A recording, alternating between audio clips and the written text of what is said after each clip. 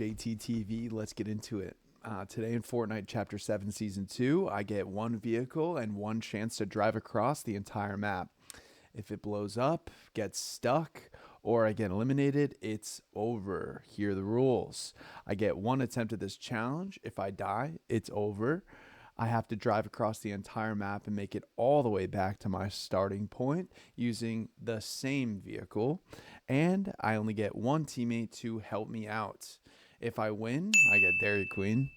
If I lose my dignity and much more, like all the preparation it took me to make this video. So let's get into it. Give the bus driver a tip, marking location, and let's get to it. Let's get moving.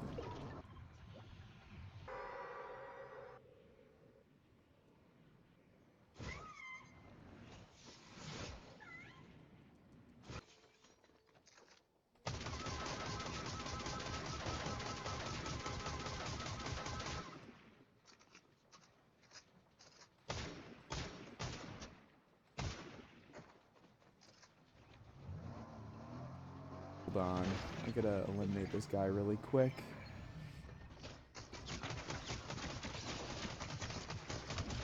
Alright, so a couple quick facts that I just learned. It takes about 12 seconds to heal a vehicle. It doesn't have to fully be on the platform, which I guess you wouldn't know if you didn't try it. Kill and I am out of here. This would be a pretty terrible place to die, let's be honest. So a couple things. There are fewer cars spawning each match.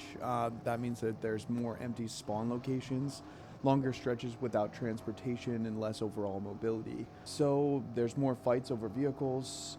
Memorizing guaranteed spawn locations is actually huge.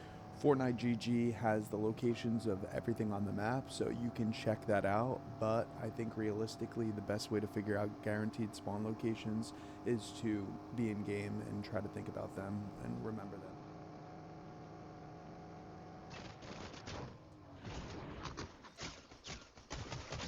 Yo, I actually hit him so hard there, but we gotta keep moving.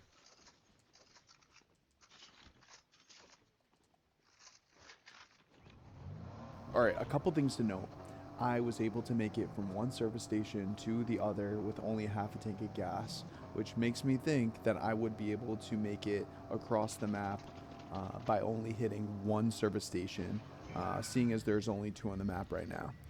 Also, it looked like the gas refilled faster than it repaired, although I think I took more damage than I needed with gas, so it could be the same amount of time.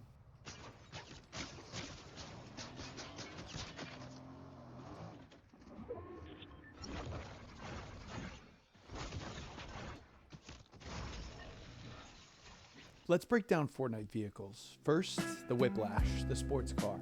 It's the fastest standard vehicle in the game, hitting around 80 miles per hour normally and over 100 with boost.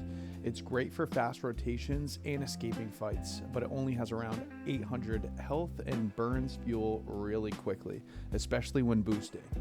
Next is the SUV or bear truck. It's slower, but much more durable, usually around 1,000 to 1,200 health, which you can see in the video that I just showed you.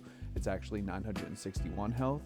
It handles off-road terrain better and is more fuel efficient, making it better for squads and longer trips across the map. Then there's the reboot van, obviously. Its main purpose is reviving teammates using reboot cards. The reboot takes around 10 seconds and sends a huge signal into the sky, which can attract nearby players. We're hopefully not going to be using that in this video. Gas stations or service stations are also important because they let you refuel and repair vehicles. Boosting and off-road driving uses extra fuels, so managing gas actually matters a lot. Overall, the Whiplash is best for speed, while the SUV is better for durability and efficiency. So, in the end, what are we going to use? I decided that I think that the SUV is going to be the choice for its durability, mainly, not its speed. I'm trying not to die. All right, it is time to plan out our map, where we are going to go to get across the map in this one vehicle. First thing we're going to do is turn on named locations. Second, we should check out service stations. So there are 2 marked on the map, one by Frigid Fortress and then the other one by Battlewood Boulevard. We can also turn on the Whiplash and the Trail Smasher cars, but I've already made a decision to start over here by Battlewood Boulevard because I've consistently seen Trail Smashers being placed there. So we know where our Trail Smasher is. So the only other thing is to plan out our route. So we know that we're starting from Battlewood Boulevard, so we can start here. We're going to go up by Riptides, around Humble Hills, keep going up around Squibbly Shores, and then by Frigid Fortress. At this point, we should have a half of a tank of gas, and we will refuel at the service station at Frigid Fortress. I'm a little nervous getting across Frigid Fortress because the terrain is difficult, but we're going to have to do it somehow. It's going to be probably the, point of contention, the scariest part. We get to Painted Palms, go through the tunnel, and then underneath. I was originally going to take the highway over from Sandy Strip back to Battlewood Boulevard, but I thought that might be a little bit too easy. So we're going to take this left up here by Four Fields, go down by Builders Barracks, and then up and around New Sanctuary because I just think it would be more fun. So from here, we're going to go through Battlewood Boulevard and then up and around back to the service station.